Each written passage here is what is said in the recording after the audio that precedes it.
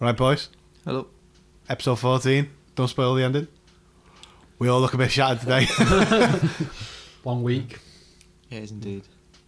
Long night.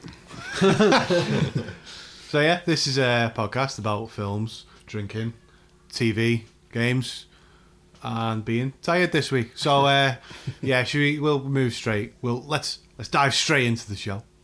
Yeah. Anybody done anything? Introductions. Oh, do you know? it is the tired. This is going to be the train wreck episode. We're recording later, aren't we? Yeah, I'm Joe. I'm Nick. I'm Jono. I'm John. I'm Sam. Good stuff. Intro's in. Ball rolling. Easy. Let's go. What have we done? I don't think I've done anything this week. Nick's bought a new mic stand. I bought a new mic stand today. Just for the Thanks for listening. We'll see you next week. Does that count? I bought a mic stand. I bought a mic cable. We did something fairly big last week. Had a rock band night last Saturday. Yeah. Spoke about it last To be week. fair, yeah, since the last podcast, I didn't even consider this, you know. Yeah.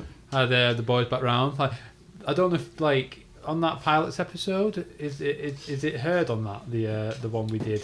It's on the On the tapes from the basement. Was that on the recording that we recorded on the last rock band night? Was that on that? The last rock band night Yeah, was the start of the podcast. Was it? Yeah, it was just before, wasn't it? So It was literally right before the rock Yeah. band night. Yeah. That was one of the initial sort of tester beta podcasts. wasn't it? and because that was such a massive success, I had another one last Saturday. Yeah. We are a great success now, Nick. We've got listeners from far and wide. San Francisco. Is that you? San Francisco, Tokyo, Australia. Australia. Yeah. From Australia. Hello to Australia. Hello, Australian listeners or Same. listener. Yeah. Yeah. Oh, we've got St. Helens, everything. Yes, St. Helens. some in Germany Lee. as well, haven't we? Lee. We have. Germany. Yeah. We've got some Scouse listeners. We've got some Scottish listeners. Yeah. One in Carlisle. Yeah. We won't mention who that is. yeah. Oh, wow. Yeah. Got a regular listener in Carlisle. Yeah. Yeah. Yeah. Worldwide appeal. That's what the show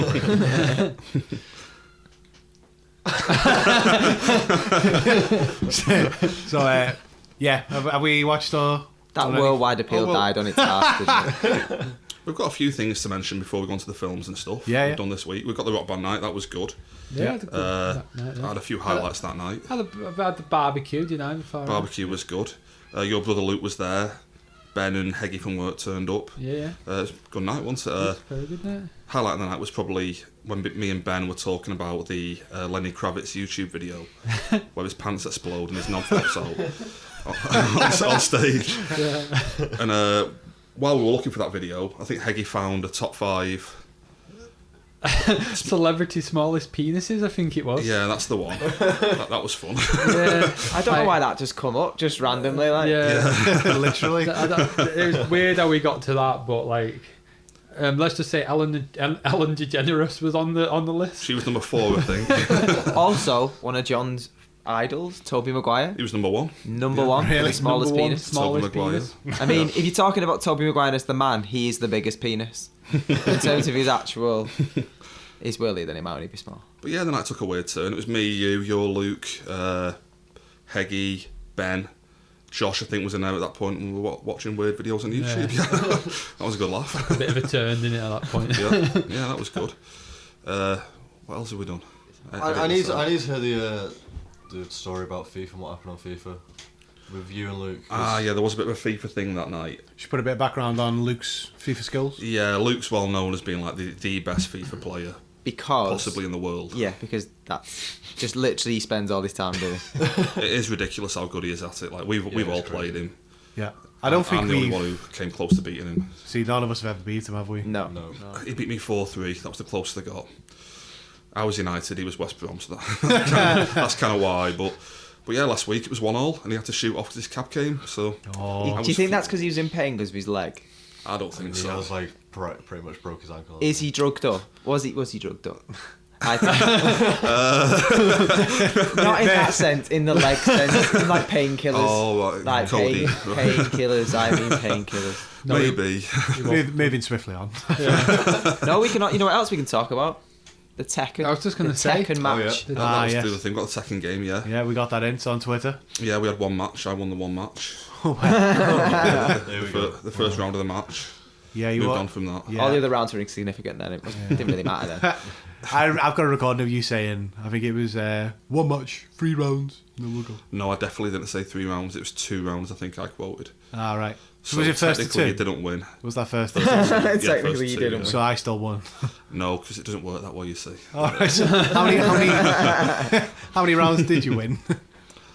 Yeah, one match. I won the first match. I was watching this live. This, We're And just I watching. can confirm that John won the first one. no, but this is there for everyone to see. And the rest of it's on Twitter Oh, yeah, check currently. it out. It's on your Twitter, isn't it? But it's not. I've retweeted it, so it's on our page as well. If anyone wants to check that match out, it's there. So A game of football isn't 45 minutes. A match of Tekken isn't just 1 round. oh, It is.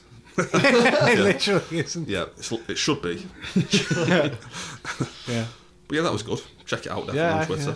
yeah, I enjoyed that. I was really tired that night as well. Though, Oh, so well, yeah. oh, is that what it was? The first round, then he was just dead. it was like 11:30. We finally got on to the fight, so I was quite tired. We've even got the exact time it went up. It was about 10:30. Yeah, time difference. Oh, somewhere in the world it was 11:30. Yeah. Other big news, Jono. Got some nice pink trainers on.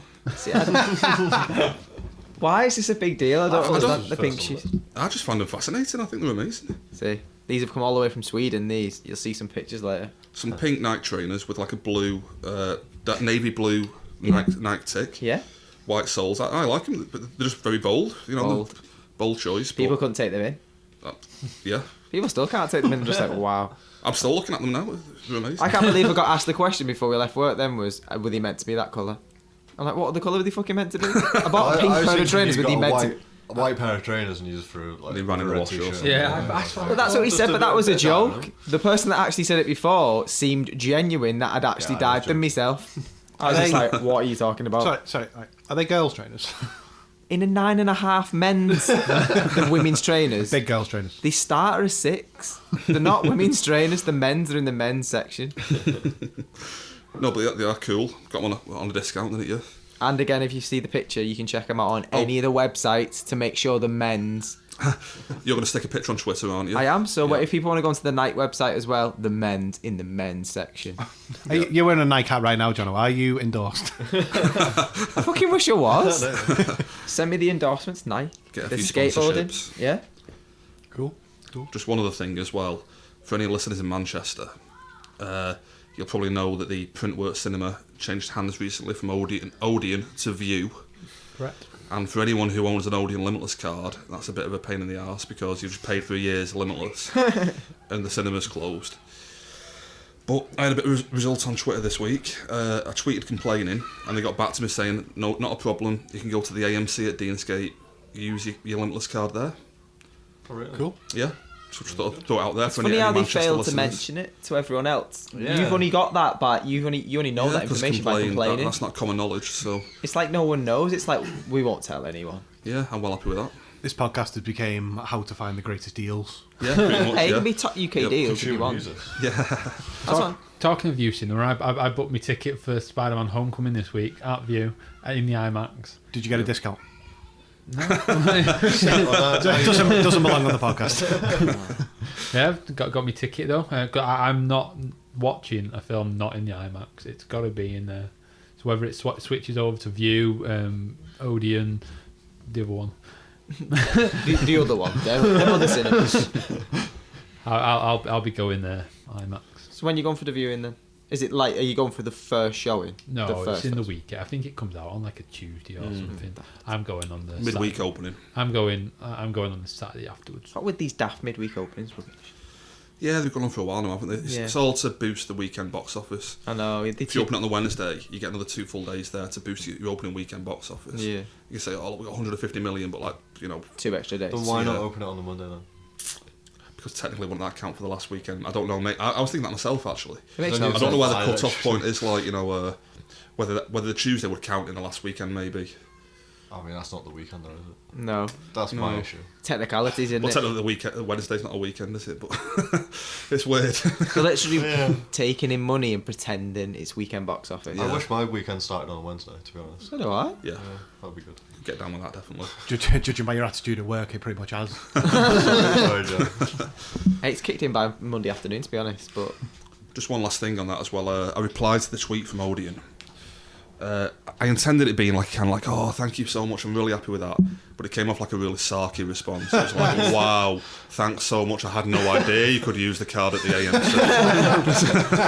that's basically how we all read it as well. Yeah, when I read it back, I thought, they've not replied. But to be fair, since then you've not even tried your card. They might have cancelled it. Yeah. Like, we know who he is now. Find out this weekend. Yeah. When he goes in, he's like, "No, you're on the ban list on the wall." Cool. Now on TV and the like, Yeah. like I've literally only watched like one. I've just been constantly watching one thing: What's that? Game of Thrones. Ah, 'Cause yes. as we all know, it's due out. It's coming out next month. I'm sure Sam's well excited. Oh, I can't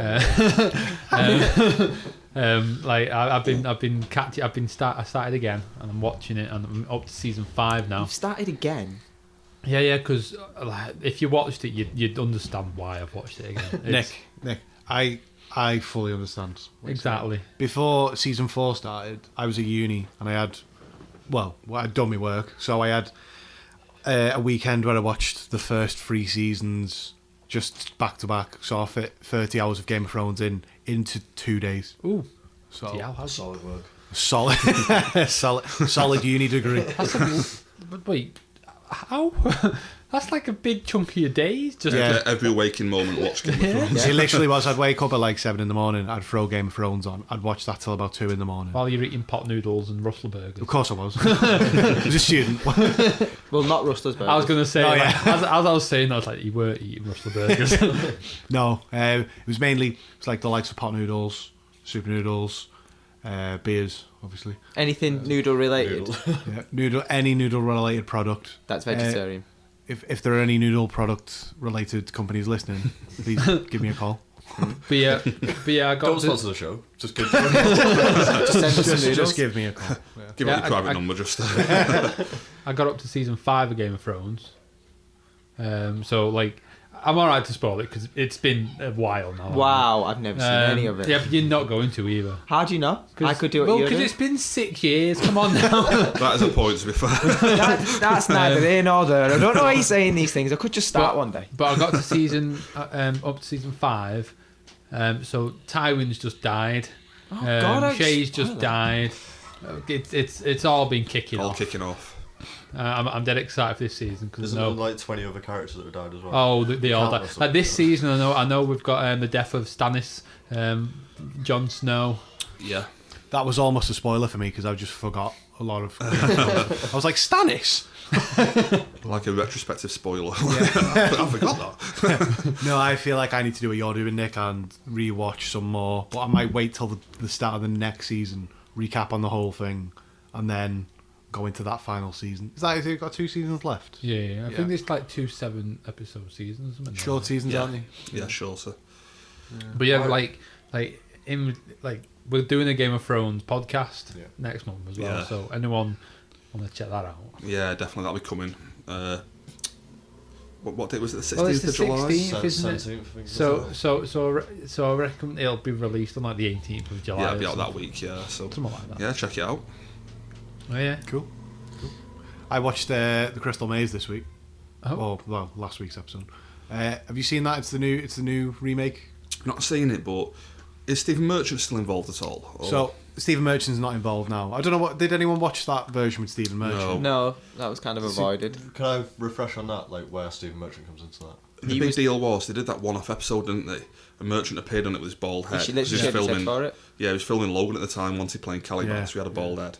But that's all I knew about it. That No, he was the host for that one episode. He was the host of that one-off episode, and like for what the Crystal Maze is, it was fine. Stephen Merchant's actually quite a good stand-in for what was the guy's name? Richard O'Brien. I Richard think it O'Brien. was. So he was quite a good stand-in for that because he fit the mold, not just because he'd shaved his head, but he fit the mold of what you would expect from a kind of strange-looking, eccentric, weird Bald guy. cop, Yeah. So that worked for that, and I don't know what the story behind it coming back is, but I reckon that's pushed for this new version. Now it's a celebrity version. Nobody likes celebrities. Or I don't anyway.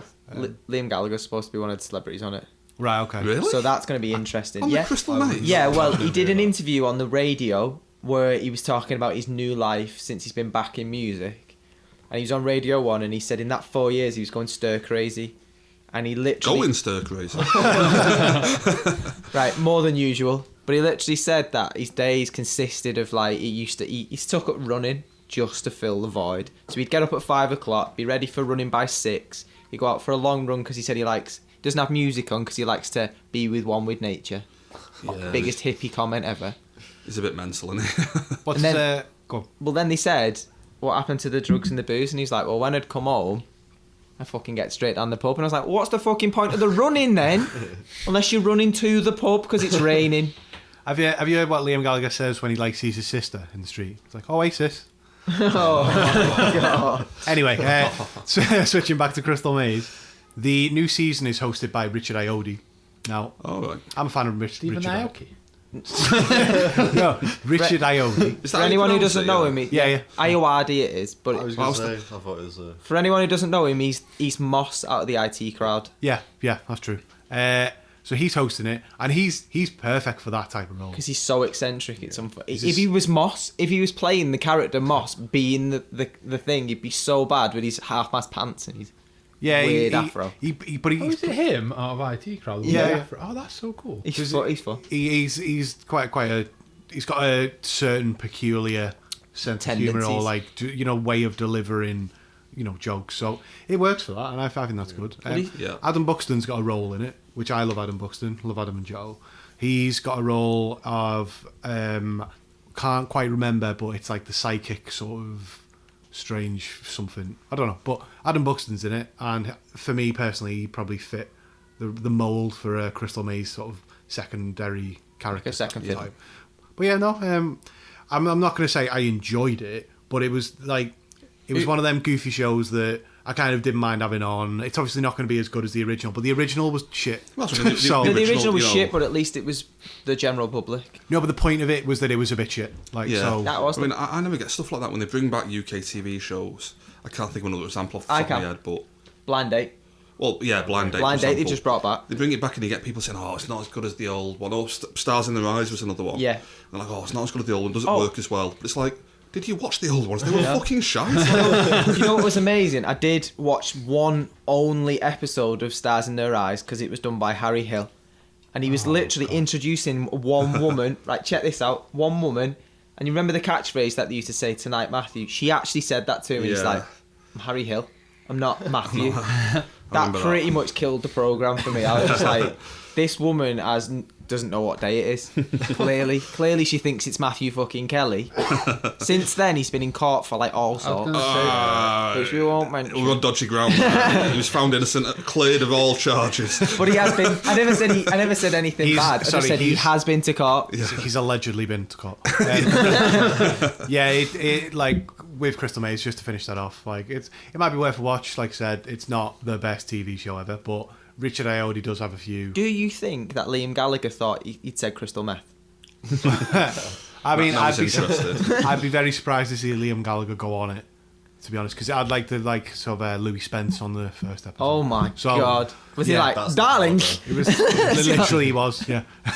And a couple of reality stars. One was like a Geordie Shore one, and Alex Brooker, who is from The Last Leg. I've just got something going on from that, just about Richard Ayoade, is it? Yeah.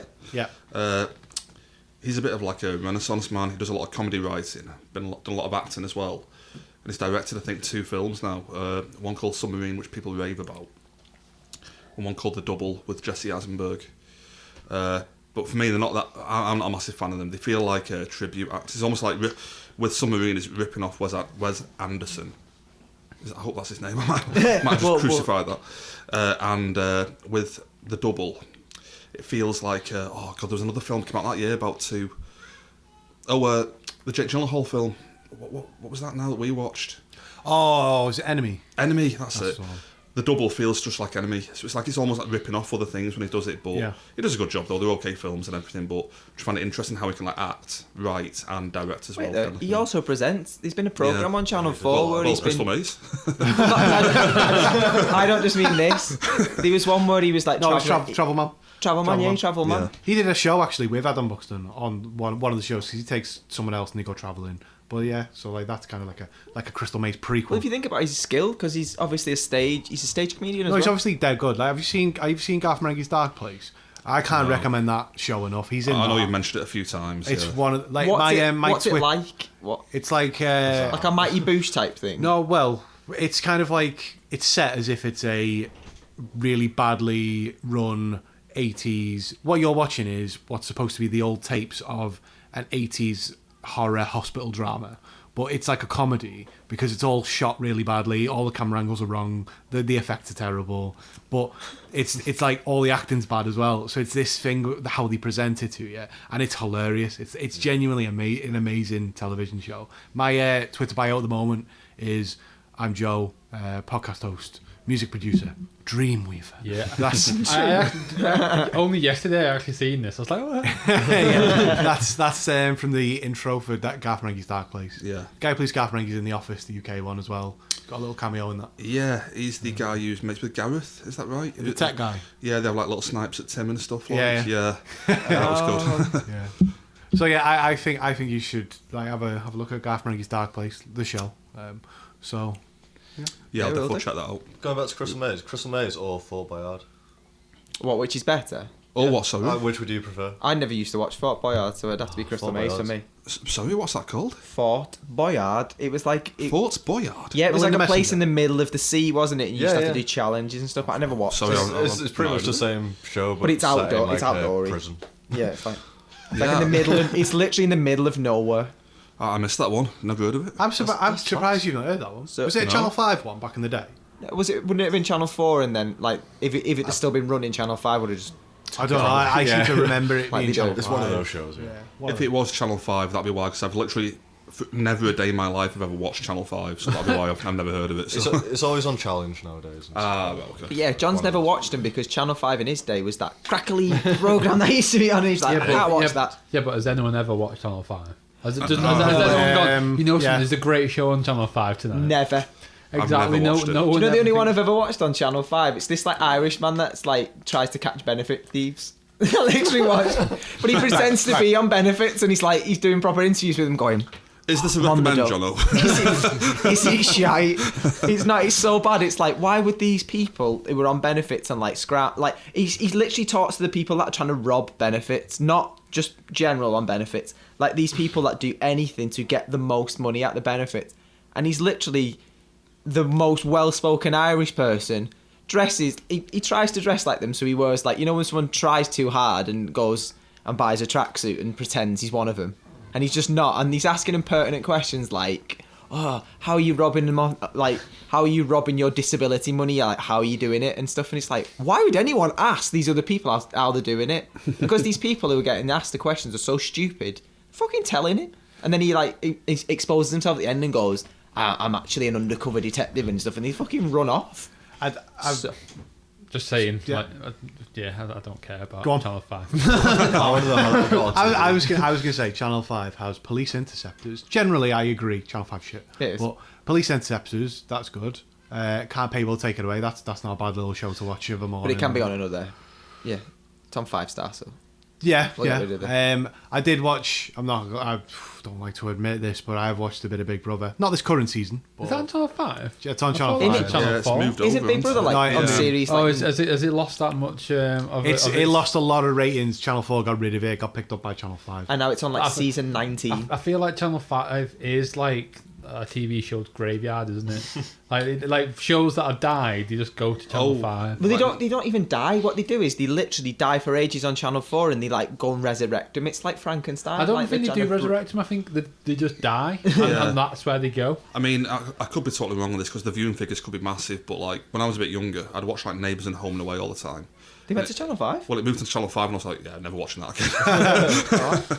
I watched a bit of Neighbours in my time, not too much. But it was On Channel 5? On BBC, No, it was no, no. BBC Neighbours, wasn't it? Yeah, Back that's on But then it got BBC, good. like I remember being at college and I'd be like, oh, I might just watch a bit of Neighbours. yeah, I watched a bit of Neighbours, yeah. I remember as a kid, like you'd switch to Channel 5 because like you got up that early for some reason as a kid, and you stick and they'd have this bloody milkshake show or something on it. Hey, Some do you know what's bloody funny? It was somebody idiots just Well, that chatting. that milkshake's an app now on like on the tellies, but my daughter actually has to watch. Like she watches it because of that programs. Like, Yeah. but to be fair, she's too young to realise. When when she's about 1, she'll realise that it's Channel 5.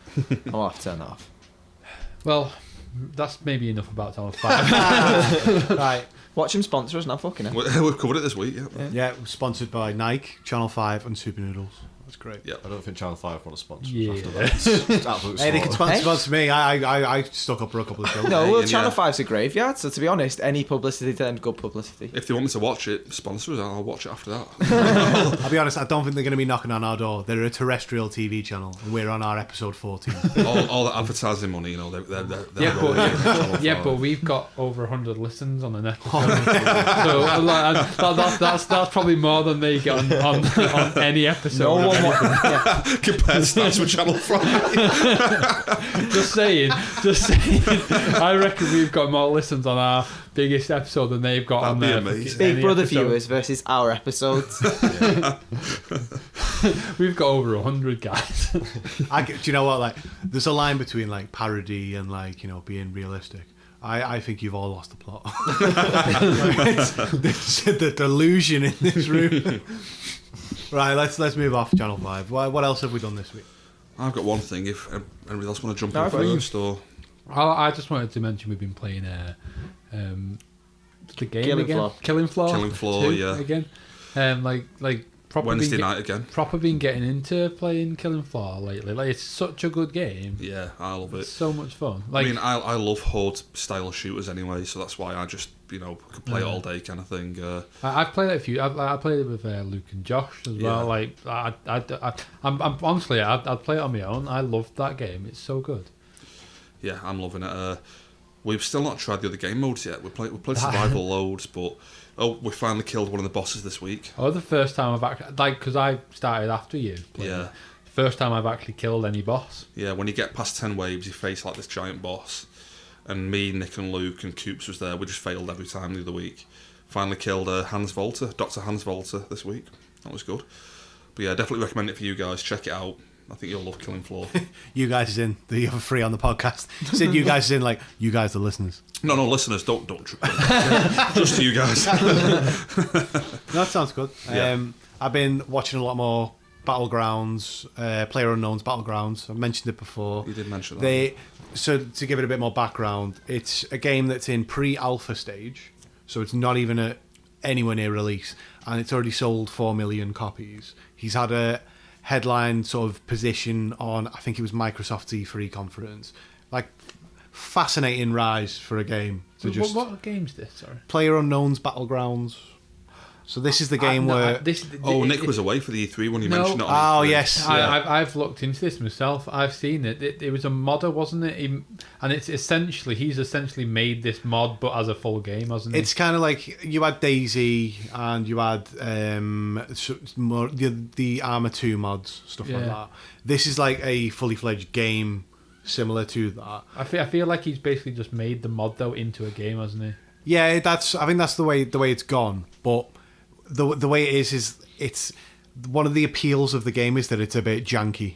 Like there's bits that happen and you're like, what is going on here? So it's like it's not a perfect game, and that's why everyone loves it, because it's not a polished game. Janky like Goat Simulator or... Can you maybe a little bit. Is that word of the day? can you Janky. can you actually play the game now in pre-alpha? Yeah. So it's like it's available. it's available, but it's in pre-alpha, so people buy it. Oh, okay. But you're getting the earliest access to it, and people just love it the way it is. Like they've go on, Tom. I've got an issue with pre-alpha.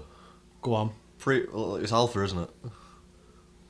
You can't have pre-alpha. Yeah, for- alpha is the kind of like the is very, alpha. the very. And then it goes to beta. Yeah. Pre-alpha is a bit like you can't. I have the same thing. Pre-alpha. It's the same thing with a warning. You can't pre-warn someone. A warning is warning someone. You can't pre-warn. I'm going to warn you that I'll pre-warn you in a minute. Yeah, like I saw some more stats on it, and like if you sold 4 million copies of a game, you top the Steam charts for weeks and weeks. On Twitch, I can't remember the percentage, but it was a massive percentage of people are playing or have played Battlegrounds, like on the stream. So like most people are doing it. There's a lot of streamers who normally play like World of Warcraft or what's that card one called, the card game Hearthstone. Hearthstone. That a lot of people you like play that, but then you wouldn't expect them to, but they then go and play Battlegrounds as like their second game, as the second one they stream. So it's such a popular game. Is Hearthstone the Blizzard game? Yeah. Because like I imagine going from that, like so many people have played Overwatch who've switched up and vice versa. Yeah. There's so much cross promotion within those games. You know, like I think Overwatch came with like a leaflet for Hearthstone and stuff. You know, like free cards or whatever, like it was. Yeah. Yeah. So I just find it interesting how like we can cross over from one game to another. Yeah. Like you were mentioning, like Yeah.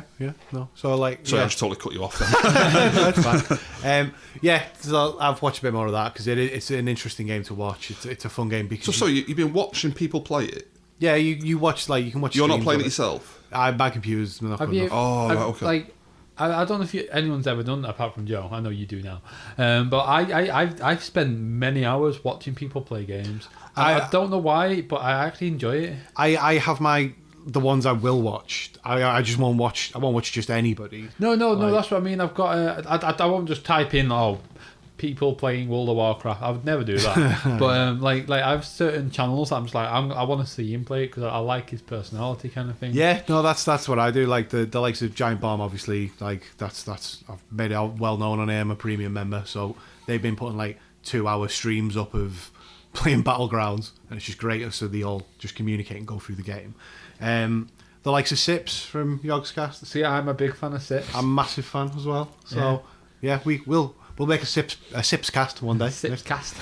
Yeah, I used to watch Rooster Teeth. They were not Rooster Teeth, but Achievement Hunter, who were part of Rooster Teeth. It was like one of the combinations of it. But I don't know. I just kind of dropped off that in recent times. To be fair, I've like not watched it in a very long time. But yeah, like back like a couple of years, not even gone that many years ago, but like just a few years ago, I would go home and I would stick YouTube on and I'd be watching people all night just playing game. And I didn't even have any desire to play the game myself. I just wanted to watch other people play it. That was it. It's mad because like there are games that like I would like to play, but then I think I'll just watch the stream, and I think I enjoy the stream more than I would me actually playing the game because it feels like you're sat there with someone whilst they're playing the game. Exactly. And they make it into a comedy whilst they're just playing the game. Well, that's it. Like like certain games, like because obviously Minecraft was big a few years ago, so I was watching a few of them back in the day. And I'd go on it myself and I'd try these mods that these are all playing. I'm like, let's give it a go. And I'd be on it for 5 minutes. I'm like, this is crap. But then I'd go back and watch them. Yeah, I'd say it's a very niche thing. Like if you canvass the 5 people in this room, is it just probably me and you, Nick, who are watching stuff like that? Yeah. All I was interested in was the buzzword names for things like Rooster Teeth. Someone just gone, can you think of 2 things? I'm a bit lost. No. Like, to to explain Rooster Teeth, like what is a rooster? Cock. Like what is teeth? It's bite, so it's cock bite, but it's like Rooster Teeth. So they've made cock bite into a logo, basically. What is cockbite? Is this one of your like sexual words? No, got Cockbite today. Sorry. It's a YouTube channel. That's their name anyway, though. Yeah. Cockbite. Oh, Yeah. No, Rooster Teeth. But no, I've not watched them in quite a while, Nick. I don't think you have either. I like it's like about a month ago or something. I went on YouTube. I was like, let's see what they're doing. Let's see what they're doing. And yeah, I couldn't get back into it like I used to be. But No, same. Well, just to go back to Battlegrounds and finish that one off. They've released more patches recently to sort of fix a few issues with the game, but one of them was to vehicles will spawn like in the actual map. So to just explain what this game is, like you'll get 100 people, you fly over an island, everyone drops onto the island with nothing, and you have to go rummage for like a gun or something and be the last person alive, basically. Basically, Battle Royale. Battle Royale. thinking, It's Battle Royale basically. So they drop you down, but there are vehicles as well, which you obviously need fuel for, stuff like that. But the vehicles, up till now, if the vehicle was pointing east, there was a chance that it had been spawned in, because the vehicles only ever spawned in facing east, which is quite a funny little note, because you could start playing mind games going, oh, I'll just park this east, and they'll think, oh, this is not a house. Someone had a video up where they parked their vehicle east, hid behind it, and waited for someone to just run up and run in the car. Thinking they get Yeah, so what they did was, when the person got in the car to drive it off, they jumped in the back seat and shot them in the back of the head. So, yeah, so it's because they didn't expect that. So it's game mechanics come into the psychology of the game. Yeah. That is good. They ended up changing it so that a vehicle can spawn any sort of direction. And obviously that just nobody knows now. They'll go to a vehicle and go, God, is this a new one that no one's been in, or is there somebody is this parked up and they're watching me? So it's a really good game. Yeah, I definitely check it out. Is it only available on the? Sorry. Is it only available on PC? It's currently PC.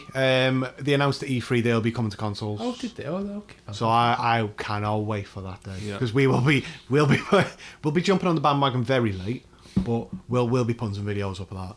We'll have a laugh with that. Yeah, it's a team, but we can do teaming. So. I'm up for this. Is it PS4? Did they say? They announced it on the Xbox stage. I'd be surprised if they didn't bring it out on the Sony one, but it might be an Xbox One X exclusive Time launch. exclusive. Yeah. So it could be one of them. Yeah. But yeah, no, that's all I had to say about that. I like to look at that. I am interested about the whole watching people play games, because I just don't get it at all. I've never. Yeah. I could barely find time to play games, never mind watch other people playing games. Do you know what I mean? Well, that was what it was with me. I didn't feel like I could put that amount of time into playing a game. Yeah. So I was like, well, I'll watch someone else do it. And not only that, like we mentioned Sips before, he's got such a funny character. Yeah, he's the best. Yeah. He's so funny. To just listen to him, I could watch. Honestly, he played some crap games, but I was sat there watching him play. He put 50 episodes of this game up, and I'd sit there and watch it just for his character. And just on a tangent from that, do you remember the guy who was, I think you know the name of him, the guy who was on South Park that one time, and he appeared in the corner of the screen streaming throughout the whole PewDiePie. episode. Yeah. They made a whole episode out of that on South Park. Yeah, no, it's a mad question, because I kind of look at it and go, why do I enjoy this? Because it's mad. I should just buy the game and play it, but it really isn't the same. Yeah. Skyrim's one of my favourite games. Sips, we just mentioned, he did a full run through of Skyrim, just doing random stuff, because that's the type of game that is. We can do whatever you want, and it was amazing. But the thing is, though, you're watching him, and he doesn't play the game like other people might play the game. He'd spend an entire episode just trying to do the most mundane thing, and it's entertaining. It really is. I don't know why though. Like I said, it's very niche, so it's not everyone's gonna like it, but me and Nick are a fan. Yep. Or fans, not our fan. We're not the same person.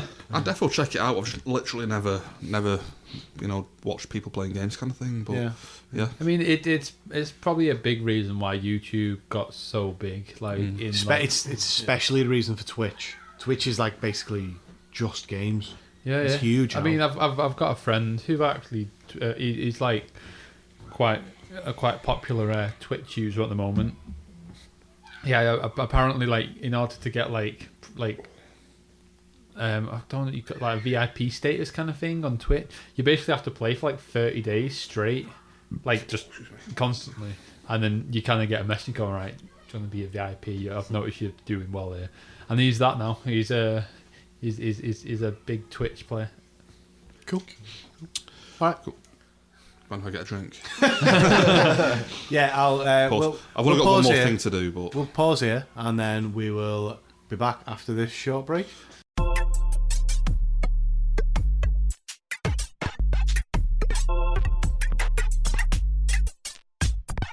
We're back after that musical interlude. John, I'm looking at you, mate. You had something to talk about. Oh yeah, I've got one more thing. Nobody else got anything more? No. Nope. Chicken. In anticipation of watching the latest Michael Bay masterpiece, Transformers. The Last Night, tomorrow night. What the fuck are you on about? I rewatched Transformers: Age of Extinction Part 4. Oh my god! Is this the first one with Mark Wahlberg? Mark Wahlberg. Wahlberg. It is, and these films get a lot of flack. People hate them, but The shit. I actually enjoyed this more than I thought I would on a rewatch. Oh, I'm not having this. Do you know what? This shows your contrarian. Not at all. Because this is the worst Transformers of a show that gets worse and worse every Woo film. woo! I've Here comes the always- fun police. I've always disagreed with that. I think 2 is the worst one by a mile. I mean, Really? to the point where even Michael Bay himself said, "Yeah, I'm sorry about that. Sorry about funny? part 2." Part 1 to me is a kind of credible film, and then it I like part just 1. bombs completely from there. Did he apologise for part 3? No, but see, I don't No? mind part Okay. 3. I think he just needs to apologise for the rest of his life for films he's made. Yeah, but I mean, for me, 2 is the lowest ebb. I think 3's worse. This is John Taylor, the character, coming out here. Not at all. Check my letterbox No, account. I think he's been genuine. When I in first- work, how much he's been on about the new one coming out, he's actually excited to watch it. Oh yeah, That's so bad that. I cannot wait to watch the new one now. So what about your letterbox account? If you go back and check my original watching of Age of Extinction, I gave it 2.5 out of 5. Yeah. You know, not terrible. On this watch, it's average 2.5 out of 5. Yeah, on this Middle watch, ground. what has it gone up? Well, on this watch, I actually enjoyed some of it. I think the part from where Optimus comes into it at the very start to where they're on the run from the barn and TJ Miller gets blown up in a fireball. That's good. Yeah, I think that whole stretch is good. But this is the thing, when you watch it, you think, oh, that was a good 10 minutes. You look back and it's 55 minutes of the film. Can I just ask, John? How would we find your letterbox account? On Letterboxd. What do I do to That's pretty find funny. your particular Search for profile? Taylor 1980. Is that your thing? Yup. I think that whole section from near the start of the film to when Optimus is on the run and TJ Miller gets blown up in Lockdown's grenade. I mean, that's quite horrifying when he gets blown up into a skeleton. Yeah. He's just on fire. Yeah, I enjoyed that whole section. I thought that was good. Sure, after that, it's what the fuck's happening now? For an hour. that was the best bit of the film. Yeah. And being I'm a kid in the 80s, I watched Transformers when I was a kid. The Dinobots were a big thing for me, and they turn up at the end of this film. It's not great, but I'm it's the Dinobots. I quite Is like it them. more of a nostalgia thing? No, not at all. I don't give a shit about the Dinobots, and I don't know whether it's because I didn't know any of that when I was a kid. See, the Dinobots are the coolest Who they were? of the Transformers. They were the ones you collected. Yeah, Transformers who arrived here billions of years ago and took on the form of dinosaurs and got trapped in the ice They age. were definitely better. It's just a cool idea, I think, and they get found in modern day. And they do all that. Yeah, I enjoyed all that. 3 out of 5. Quite enjoyed it. How come it went up since the first viewing? I enjoyed it more this time. That film's a 2-star, surely. And there's one thing as well, these Michael Bay films. Sure, people say they're shit and stuff, and a lot of them don't make sense. I'll hold my hands up. But you can find things to like in it. And there's one thing no one can deny: the effects are cutting edge in these films. For me, these look better Yeah, but that's effects-wise than anything else. Oh, do you know what? Do you know what's funny though? That has no input from Michael Bay. That's the, No, I'm the sure whole it team. does. That's You know the what? team that creates the majority of the CGI. But I he'll might be have to, directing that, surely. Yeah, he'll still actually direct the actual live-action footage of it, and obviously he'll direct the animation and stuff as well. He must have, what he's doing. Yeah. But surely that's not his forte. Can I just ask? Is Transformers 4 the one with that pink motorbike? Pink motorbike. Or is that Transformers 3? I think that's number 2, maybe. Number 2, really? I can't think now. can't- RC was a female pink Transformer for part 2. Right, okay. I feel like I can't remember whether it was 3 or 4, but one of them, the graphics in the sort of special effects in some of those scenes were not it was it was too computerized. It was so obviously special effects. it is totally CGI, and that is the thing. It is almost too CGI, but I mean the trailers for this new one, I think. I'm sure the film would be garbage, but the effects look amazing on it. That's one thing no one can deny. I think, technically, it looks amazing. Playing into the 4K market. I mostly agree with that. Yeah. If you remember when The Aviator came out, the whole film shot on a green screen, and people were oh, don't know if that's the right thing to do. With the Star Wars prequels, 50% of that was green screen. okay. Yeah, and that's why people hate the prequels and stuff. Oh. Yeah, one of the things, part 2, the Transformers 2 being the worst one. They had a couple of characters in it called Mudflap and Skids, which were like Yeah, yeah. racial stereotypes, and it's just Yeah, like, yeah. oh god, There's, this is the worst thing ever. There's the Jet, which is the old grandfather sort That of was in character. part 2, yeah. Part 2. I like that one. That was okay. Have you seen the one with the cigar? Yeah, that's in part 4. Yeah, Part 4, yeah. And John Goodman plays him, so I kind of Yeah, like that. Yeah, no, like in general, they get it spot on. Yeah, In general, there's a I'll few say that- little bits where I've spotted it going, this is too computerized. yeah. I mean, you'll always have. But I think for the whole, especially the trailer for the new one, I think it looks astounding. The actual effects. Yeah, no, The plot, not so much. But yeah, it's a terrible film with great special effects. yeah. The special effects are needed to make it even half decent. I'd say if you didn't have the special effects, obviously it's not just going to be like a man with boxes on him, but Well, I was thinking, it's like how. That would be amazing. Well, that's the thing. How do you think Michael Bay even films stuff when it's like Bumblebee fighting Megatron? I have no idea. Like he just films a landscape. And it's like, yeah, we'll animate them in later. There's nothing else here. do you know what I mean? Did he actually just literally film like an empty He's screen? probably like- got loads of reels at home of Sure. just like different scenery. Surely there'd be like green screen things there though. Well, I think a lot of it is actual physical shooting. I I'd don't prefer think. I'd prefer that than the green. Yeah, I mean, Jono mentioned there. You know what I mean? Wouldn't they have like he says like boxes like in green just there or something? I think you only need green screen if you've got live actors on stage. If it's 2 robots fighting, it's just in the computer kind of thing. You film the background for it, copy and paste it in kind of thing. Okay. Like a cheeky Photoshop. Well, the reason I think that is Jono mentioned there about he must have like reels and reels of film at home. In Transformers 3, there's a film on a section on a highway where there's a big chase going on. They transform mid chase. Yeah. And the footage for that, Bay didn't even shoot footage for it. He took footage from his old film, The Island, and just copied and literally plastered Whoa. Transformers on it. There's a big there's a big chase scene in The Island. He used that footage and just plastered Transformers on the top of the chase. Like, I quite like that. yeah, quite resourceful. Yeah. No, I He like, said I like- recycling's dead these days. Well. Yeah, so like it's literally a case of that. Like he'll have just footage that he's filmed, and it's like, yep, copy and paste. I think we've all, day to day, just thought, oh yeah, copy and paste. Yeah. Yeah, To no do- need to do the job twice if you've already done it Oh, yeah. first time. Cool. But yeah, Age of Extinction, 3 out of 5. So, Fantastic. I just before we move off of Transformers, I'd say that the sound effects are almost as good as the special effects. The sound effects of the Transformers, like I'm not going to do it here, but like, Oh, yeah. it is great. I know what you mean. And just going off that, just one last thing. One thing I did notice in Age of Extinction, they go out of their way to avoid showing you the Transformers transforming. That must be the biggest part of the budget or something. You'll hear the effect of somebody going, and then the camera will just pan over and it's like, oh, there's a car. You know what I mean? They go out of their way to not show it, kind of thing. So It's all the noises like all that, like Yeah. And what I'll do, I'm gonna make that noise. I'm gonna put a little effect on it, and it'll sound like a Transformer. and it's a bit of a Hans Zimmer thing, like we've mentioned Hans Zimmer, Jono. Oh yeah. It's become like a very popular thing nowadays, like in a soundtrack, to have just a booming like That's amazing. as part of a soundtrack. It's you know? it's fantastic though. And like It really the adds Dark to it. Knight films have got that Yeah, all yeah, over of course, and stuff yeah. like. Inception. Yeah. Yeah, Inception, like Inception's got a great soundtrack as well. yeah, it's great. Because Yeah. bar none, Hans Zimmer is the best special effects musician. Like he can bring There's a few out there. He's Nate- touring at the moment, isn't yeah. Live. And the Doing live tickets shows. we've looked at are ridiculous prices, Yeah. but yet we still kind of considered it. Yeah, I looked at the Birmingham concert, £90. Imagine the spectacle it would be his show, because you assume that he's got to have some visual effects on stage, and he's got a big live orchestra, and then obviously he does his thing. Did Hans Zimmer do War of the Worlds?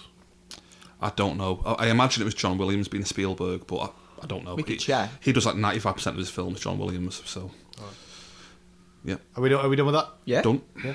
Should we move on to our feature film, or have we got any? I feel like there's one more game that you've Oh been yeah, playing this forgot- week. Forgot to mention. I spent a lot of time this week playing Stardew Valley. That's I was- due, not the way you U D-E-U. DEW. Yeah, so played a lot more of that. Grew a lot more vegetables. I'm towards the end of summer now. Been growing corn all year, all month.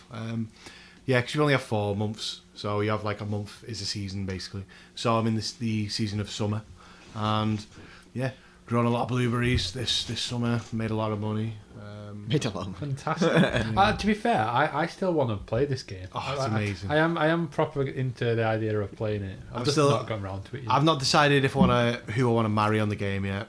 just because that's one of the things. I can't believe that's one of the little decisions. No, it is. Are you going for a male or a female? Female. Okay.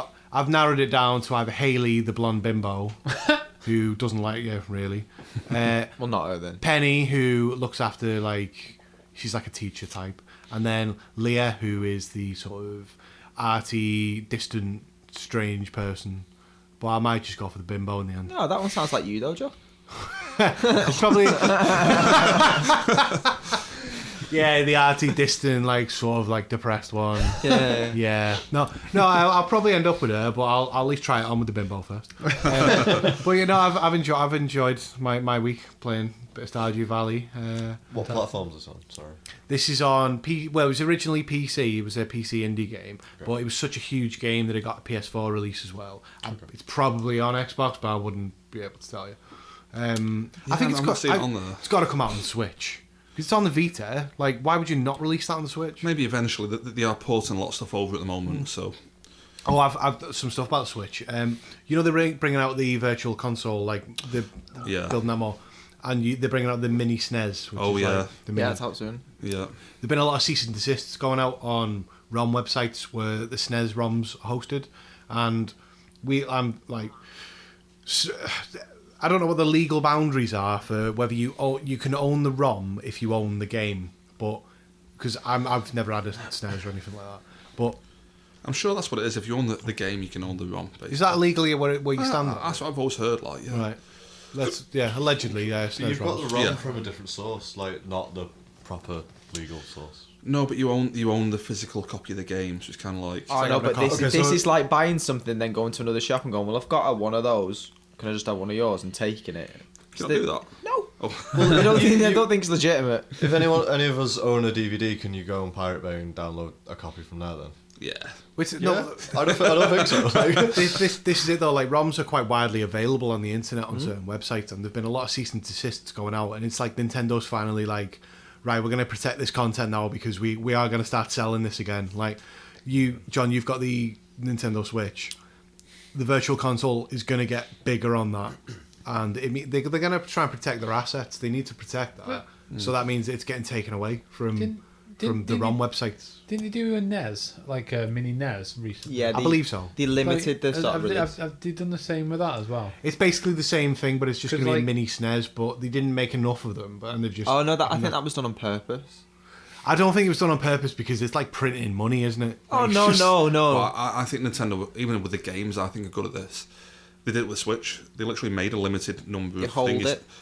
Knowing it'd sell out, knowing that's good PR then. That, God, we can't even make these fast enough kind of You'd thing. rather have it sold out in a smaller quantity than making too many. But we're saying smaller quantity. It's still pretty. It's still a pretty yeah, big we quantity. know but it they was know where the big numbers, cut-off it's point not- is that they'll sell the entire batch out, and it's still good PR for them. I don't subscribe to that theory that they force themselves to sell I'm out. not saying they force No. themselves. What I'm saying is I don't subscribe to that theory that they would force themselves to run out so they'd be good PR. Well, the Because Japanese, so they're missing money out there. Well, I think it's almost like they keep the appetite out Yeah. there. It's I like it's how they do it, I like the theory, but I'm not subscribing to it myself. And with the Japanese sort of designers and whatever, they're minimum waste. It's they literally make enough for the demand. If there's a bit more, then they'll make that much more. But they're waiting to see. They're not making enough for the demand because they sold out the Switch. No, but you can say you're interested, but there's no.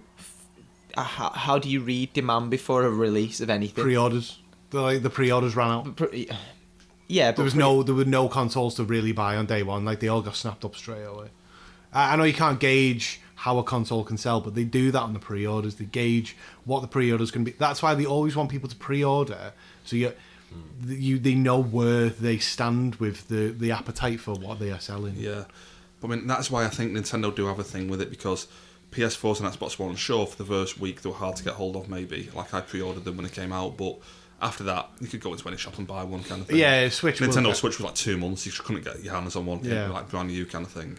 So I think they literally. They don't do it to the point where it's detrimental to their own making money, but they do it to just the right level where they just keep that appetite, that demand out there for it. It's an interesting theory. doesn't that keep the price up? Do you not think Sony did this with their VR?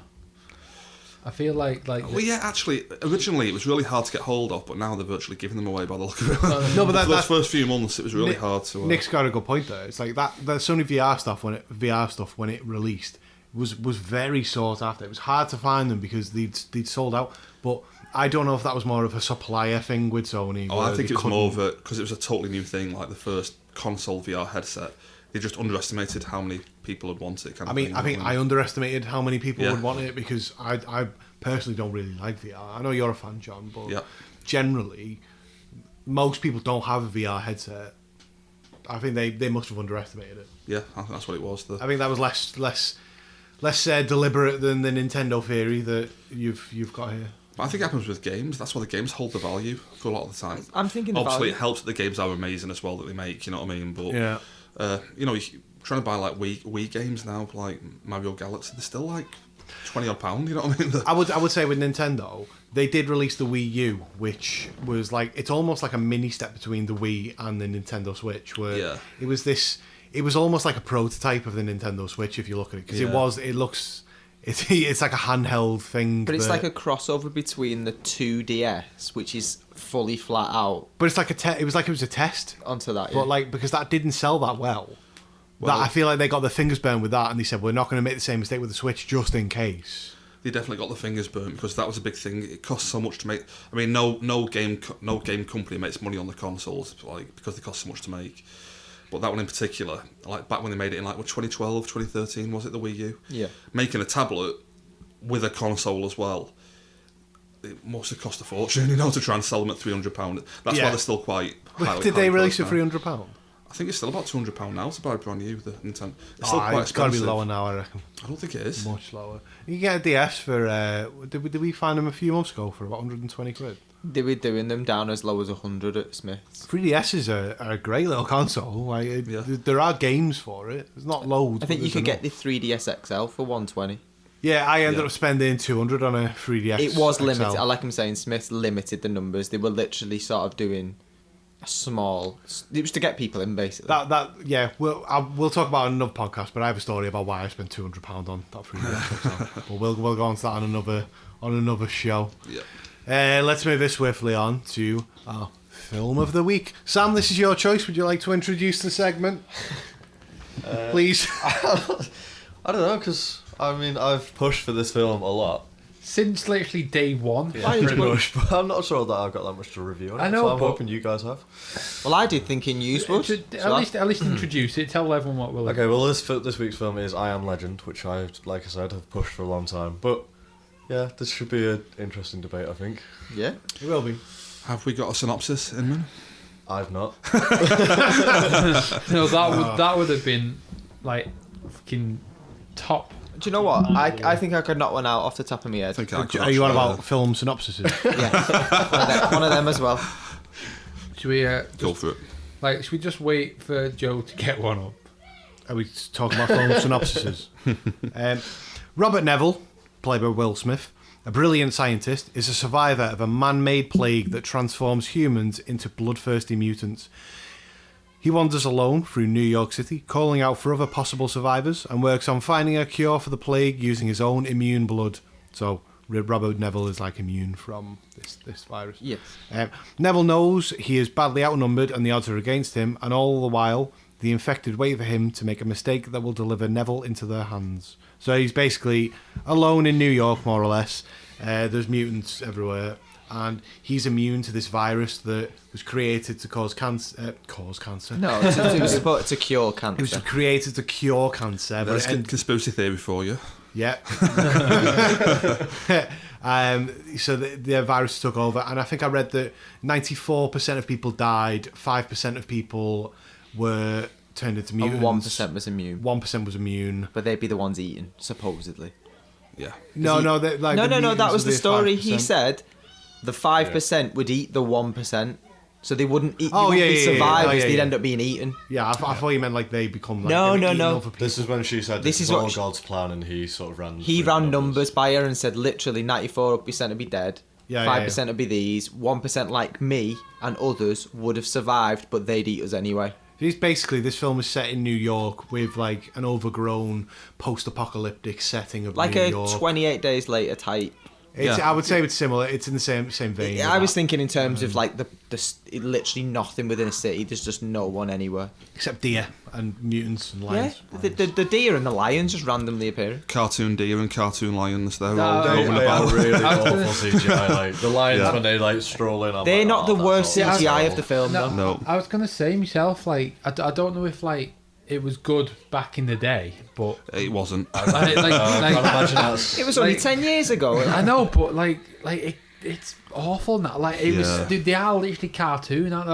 Like when you said when those lions first stroll up, you're just like, what the? But they appear Hell from yeah. nowhere. Yeah. Like There's a Yeah. reason that they're in New York. They're from New York Zoo. Do. Like, No, but why? Wait there. This is what I don't get. How have they just suddenly escaped? Oh, not suddenly. They've been there for 3 years, haven't they? No, do you get what I mean? If they're in the zoo, yeah, but if they were they're in cages. if they're not being watched over, they probably would end up find a way. Like it's survival instinct, but isn't they're, it? they're caged. Like in the big zoos, they're fully caged. Like, how would you get out? What I will say is, I remember watching a zoo program where the monkeys figured out how to get out the cage, and they had to shut the zoo. You know as well as I do. They're the most sort of. They're the cleverest animals in the zoo. Monkeys. Lions aren't going to find the way. Yeah, monkeys can do anything. That's a discussion for another podcast. Where you got what you going for? Like the likes of dolphins. Dolphins, pigs. Well, prequel, I Am Legend. Show the lions getting out the zoo. Perfect. I like it. Sign me up. I'll be up for that. I am lying.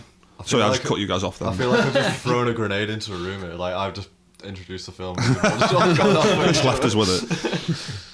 No, yeah. So, yeah, I'd say pigs are the most intelligent animals. Yeah, but again, I've been to zoos and there's no pigs. I'm guessing the Dark Seekers would have tried to get into the zoo to eat the animals, and then there's a call to be. But at no point did they eat animals. I've not seen, like in the film, or it's never been mentioned that they eat animals. Well, surely the dogs hunt had the dogs had to be infected somehow, and it's not airborne. They can't be the infected. the dog was immune until it got bit. Exactly. It was, yeah. So that's, but it got bit by another dog. No, yeah, I know. But no. what I'm saying is the first dog must have gotten bit by someone because they can't be infected by the airborne virus. So a person must have gone to bite that dog. But it it can be spread through blood. There was blood splats everywhere in people's houses. So I'm wondering whether a dog being hungry. I'm thinking someone went to bite a dog.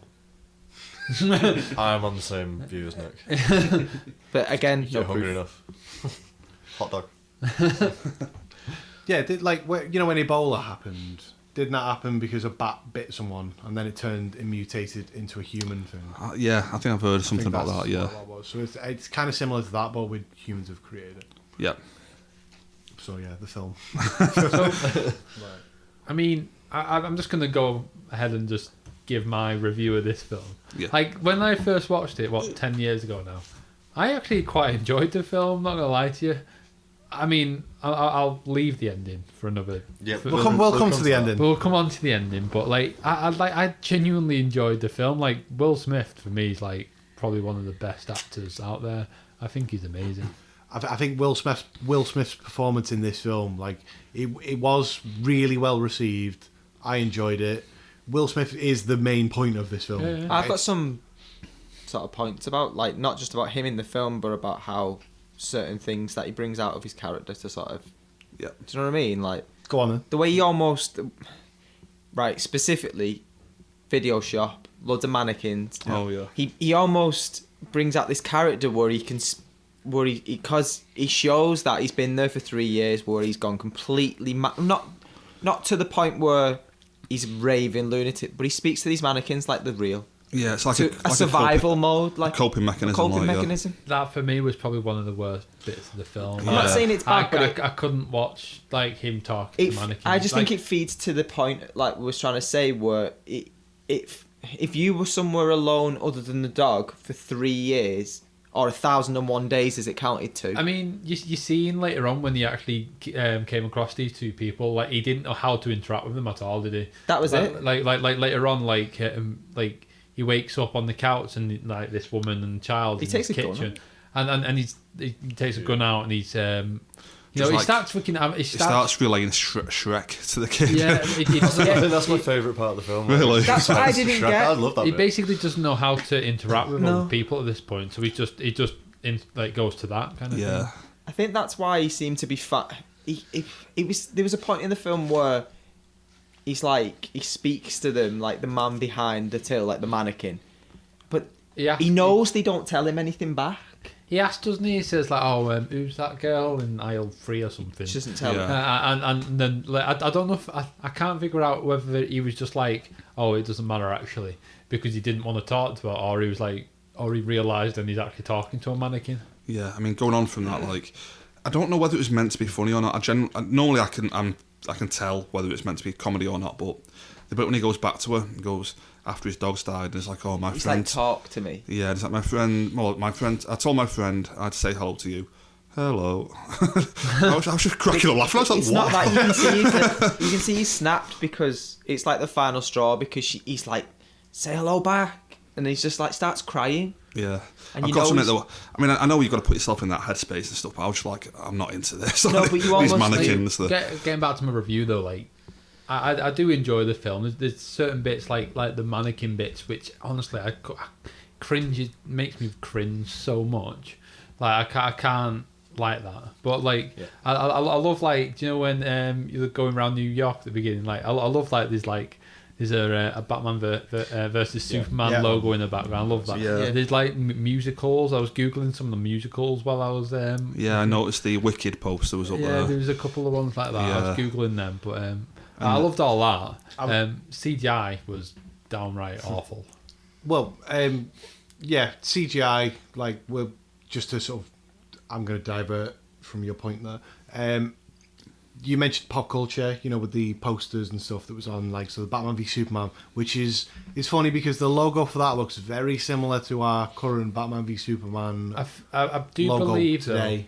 like John, like I think you can probably confirm this to me, John, because we've had the conversation about the company actually owned the rights to it Yeah. at that time. They had something kind of in the Oh, work. Warner Brothers have tried to make it for like 20 years. That's what I mean. Right, Like, since Batman they and Robin, kind they've been of trying had to it do in this. the works at that point. I would say, like, my issue was, like, how long is it from the virus outbreak? Was it 3 years? Well, you might make the same point as I'm going 1,001 to, days, but that's what I said. yeah, Are you 3 going to make the years. same point about Bob Marley?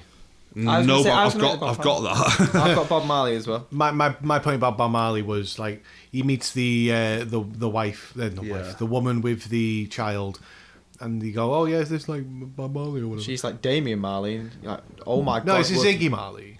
No, No, he said Damien. Is it Damien. Damien? Damien Marley. Right, Yeah. it's just Damien Marley, and he's like, no, like His Bob father. Marley. Yeah. It's like, who? It's like, Yeah. it's been 3 years. In Like, 3 years, we you've- forgot who Bob Not Marley just was. that, But not only she's forgotten Bob Marley, she knows who his son is. Yeah, it's like, what? it's been 3 years and Bob Marley's been you know what- completely forgotten since the outbreak. It's like, you'd have been at an age when this outbreak happened where Bob Marley, everybody knows who Bob Marley is. The thing And is, that- like, And no one knows who Damien Marley is. Who actually knows who Damien Marley But is? the funny thing was, she's like, I think I know Ziggy Marley more than I know Damien Marley. set it in the future, like 40, 50 years, I'll go, all right, yeah, maybe you'd know who Damien Marley is, but you don't know who Bob it's- Marley but is. it's not. I was like, that's the part of the film for me where I was like, what, like, that is, you can't even take that in the context of the film, because you go, that's out of context completely from what should happen there. You go, Yeah. oh yeah, oh Bob Marley, yeah, like, that's what you should do, because people know who Bob Marley is. yeah, if the Yeah. outbreak had lasted like 30 years and music hadn't existed, I could understand that she didn't know who the fuck he was. Think about this. It came out, what was it, how many years ago? 2007, so 10 years ago. So 10 years ago. And she was older than we are. Imagine if that was set modern day in 2010, everyone had forgotten about Bob Marley, like completely. I mean, I get the point they're trying to get at is that, you know, oh god, civilization's been wiped out and like a lot of this art has been forgotten about, but it just doesn't make that point at all. Like it's like, It makes it sound stupid. yeah, in 3 years you forgot about Bob Marley, but you know who his son Who is, who no Damien one Marley knows. Like, Do you know something I couldn't quite get from the film? Like, do you know, like he's reciting that Shrek yeah, as if like that's all he's watched, pretty much. That's the only. He had a bloody pile of DVDs. he's got a whole library. Not that. You know what I mean? I was like, why is this the only film he's You know when he watching? goes to the Shrek video is good, shop It's what? Shrek is good. So. No, I know, but like he'd Donkey! he knew every word. He's reciting it as if like for the past 3 years he's watched like those bloody news feeds. He's not. I used to be able to recite Shrek though. It's like my favourite film. No, as a but kid, he's so, like, not though, because when he went to the video store, he literally took the next DVD in a row. Yeah. So how the fuck is he learning Shrek? Like, I'm again with Nick on this. Like, the point they're trying to make is that, like, there's no art being created, so he's having to watch the same stuff over and over. But it's like, no, there's so many films. If they stopped making films right now, I would never see every film that's already been made. You know what I mean? Like, I You've would got have watched thousands Shrek. and you've not seen them. Yeah, I Like, wouldn't watch Shrek over and over again. I'd watch all the other films. To kind of jump in, like, to be fair, if it was in that scennario, I'd probably be watching Eternal Sunshine of the Spotless Mind over and over. You again. wish you could knock your memory. But let's just imagine, right? promo We're there, John, right? Let's just imagine we're John with his Blu-rays. Collect. Right? This happens in this world. We would not be able to get through all of his in 3 years. I kind of Never want the world to end just so I can actually work through my Blu-ray collection. Give me a reason to actually sit down and watch them all, kind of thing. You probably find something behind the wall of Blu-rays that you forgot about. You're even like, we're only concentrating on the film aspect. I've got games myself now that I bought and haven't played yet. I was Not even gonna bring opened. up games. I've got a list on Steam just that I've barely played like 10% of. Like, I don't care what anyone says. Like, you can play Football Manager for the rest of your life. Yeah. Like we said, like, let's end the world. It's perfect. We'll get all those games played. End civilization. Do you want to know some of the stuff that confused me about him? Yeah. He was the stuff that confused me was like, you know, every morning he'd get up and eat breakfast or eat dinner. He'd play DVDs of the news. I think that's just like to keep again. It's another coping mechanism, just to sort of like have but it's some pretty- sort of it was literally- normality to the Normality, day. But it was the DVDs he was playing, the news that he was playing was talking about the new cure, and it slowly progressed as to how it was getting into being like play news about something much happier than the fucking thing that started it. The thing with the Cure is though, you can play more happier stuff, but like with the Cure, like Boys Don't Cry. Oh, I knew that was going there. All right. Like, no, yeah. Derailed yourself. You finally got Robert Smith on the podcast. Hashtag save DST. Right, back to the film. What made him immune? What made the 1% immune? It's just just happens to be nature, immune. innit? It's just, I think that happens in all. Some things, people though. currently are immune like, to- There's always someone who's immune to something. some people have hay fever, others don't. You know, Like, it's- there's all, in everything. No, but how did he know he was immune? Well, I imagine 'Cause he didn't get it. I imagine he's been. But it wasn't airborne if he wasn't bit. no, it was but airborne it- for humans, It not was for dogs. humans. I just needed to know, like, how did he know? Humans can get infected by the airborne virus, which begs the question: is that woman and child immune? You They think must It seems like it because they weren't related to each other, so like they must have just found each other and sort of like they knew they were immune. Maybe. Yeah. Came across it. But like back to the film. But yeah, back to the film. Back to the film we've not been talking about for the last half an hour. Can I talk about the ending yet? 'Cause- I was gonna Right, have we got more before the ending? Well, Or? I've got a bit. I want to talk about the start. I did as well. I'm thinking the John, same. let's come to your points, and then after Is that it the we'll go- sportscast at the we'll start? go- Not so much that. After you've covered that, we'll go on to the ending. So we'll look at your points now. Yeah, getting super hardcore with my notes this week. Aspect ratio 2.35 to 1. Enjoyed that. That was good. I noticed it was extremely. Yeah. Director Francis Lawrence did the Hunger Games sequels. They were okay. I'll be honest, I preferred them to this, but that's a different podcast. It's definitely a different podcast. I won't watch the Hunger Games. Yeah. It's like Battle Royale for It is Battle Royale. commercial purposes. I'm fully on board with Joe on this point. Might be an interesting discussion, but J-Lo's in them. J-Lo's not in Watch Battle him. Royale. Just So. Yeah, so I feel like you think J-Lo's best movies are the ones that she didn't want released, John. Oh, maybe. Yeah. I won't say about them. Yeah. I love the start as well. When he's hunting the deer in New York at the very start of the film, I could have watched the whole film of that. That's what I wanted in a film, just watching him hunt a deer, although they are cartoon deers. But yeah, I loved that. I could have gone for more of that, really. I agree with that. Yeah, I thought it was Completely. I put on the WhatsApp group, I'm actually enjoying this more than I thought I would. But it was that scene. And after that, I was like, oh. Talking of the cartoon day, like the actual mutants or whatever, they're like vampire zombies, aren't they? They're even worse. But the special, the CGI for them, just downright. They were awful. like an old PS2 zombie game. Yeah. I mean, the CGI across the board for me is terrible. Yeah, but I couldn't get behind it at all. the Darkseekers, I thought the CGI, when they open their mouths and they've got this weird long mouth, I'm like, that's rubbish. There's nothing scary I about was that. saying before, like maybe it would have been good 10 years ago, but I've just now had a flashback to watching it 10 years ago and seeing them zombies, thinking, what the hell? So yeah, I don't think it was ever good. I think they tried to make them not too like the typical zombie. But they're not supposed to be. They're supposed to be vampires. No. Yeah. Like for the time, it was fine. No, but that's the thing. Good. It wasn't good. Though. No. Why did they appear as zombies if they were vampires? No, they're not the zombie vampires. Yeah, it's like, That's I mean, not. going on from that, like another film that came out around at the same time, I think it was the same year. Is it 28 Days of Night? Have you heard of that? The vampire film? Oh, do you know what I have seen that. And Yeah, I that's remember that. CGI vampires, and it looks just like this. And Yeah. there's nothing scary about it. Yeah. There's nothing scary about CGI. Like, you know what I mean? Don't even try it. Just do practical or something. No, you can get scary out of CGI. I don't know. I don't though, think so. Like, I think you can. I feel like if they had real actors doing them, They did. Like the main one is casted. He's an actual. Yeah, they're actor. based on it. Yeah. It is, but it is CGI. It must have been replacement, like motion captured. That Yeah. I know, but it's not like it's. no, if that was a real actor with makeup on, that would have probably been 10 times scarier. I agree completely, but there was an actual actor that is based on the CG's I know, built but it would have been motion captured, wouldn't it? Yeah. yeah, And I can't get behind that. it was motion captured to the point where like I haven't looked it up, but I would assume the mutant looks like the actor. Yeah. You might do, but again, it was so bad the CGI. You could tell it. That's what I'm saying. Like you're looking at this with a 10 years retrospective. I know at the time it wasn't the best CGI, but like it was still passable CGI. I know what you mean, but going off the thing of it not being scary, the director, Francis Lawrence, there's actually, if you Google it, there's an article on Den of Geek, and it's him back 5 years later going back about everything that's wrong with the film and what he wished he would have changed. He originally started filming this with actors with makeup on. He got 12 people fully make-upped up. And he said, like, that's how we started filming the film. And he just said, watching them run through New York, it looked like a bunch of mime actors, like, running, as opposed to a bunch of, like, vampire zombies.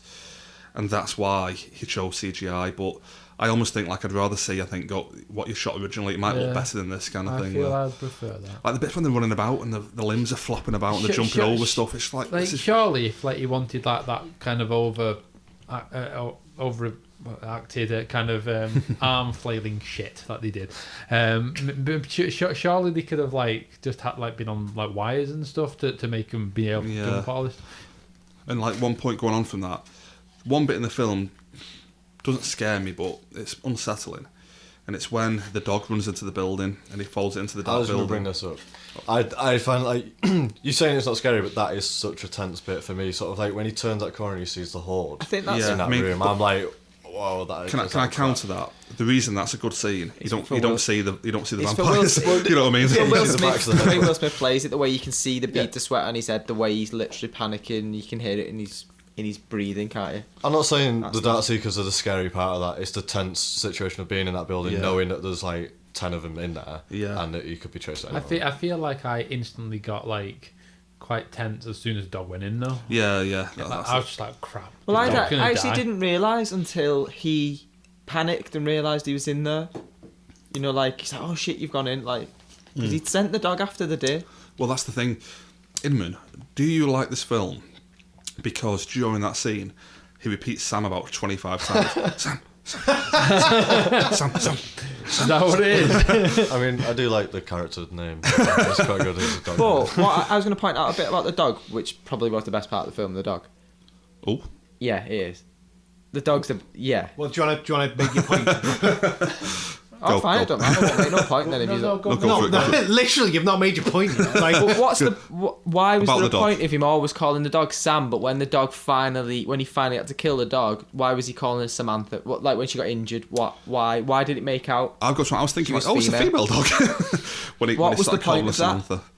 It's Sam all the way through the film, but the moment she got attacked by the CGI mutant. I don't know. dog. I feel like Called a Samantha. Like, you only call like someone who's like really close family kind of thing like that by the full name. Yeah. No, it was supposed to be like a big And, shock, though. I feel like I don't think it was supposed I don't to be a think big it was shock. supposed to be a massive shot. I feel like it's just kind of like this is like my family. If This it, is like, my daughter Samantha. I called Nick every day, but if I found Nick like on the No, street, but that's- I'll go Nicholas. No, but Nicholas. That's different. There you go. This led as I if know it what was Jono a means. man and a male dog. It's a gender swap. Like I get the dog. it, but I don't know if that was a purposeful... Is it supposed? Yeah, but is it supposed to be more touching that it was a female dog dying than it was a male dog? I don't think. I don't be think so that. either. Right, no. Right, fine. I like the idea, but I don't personally think that. Just a tidbit of information. I was looking up like the actor dog for this dog. It's only ever been in this film. Coco, the dog was called. Cheers, Nick. just thought you might want to know that. Dropping a factoid I in. think there's 2 dogs. But in the credits, it's Coco and. Oh, Oh, did it? Nick, mate, you got called out. Sorry, I didn't even see the second one, but it was Coco. Yeah, yeah. No, I like the dog character in it, and then obviously when, like Johnny, you just said that when he has to strangle the dog, I'd say that's the best scene in the film. It's the most emotional. Like, Yeah. Like I remember the first time I watched it, I was like, I think I actually teared up a bit the first time I watched it. Can I just say, like you said, the most emotional scene in the film? I feel like it's the only emotional scene in the film. Yeah, true. It isn't. True.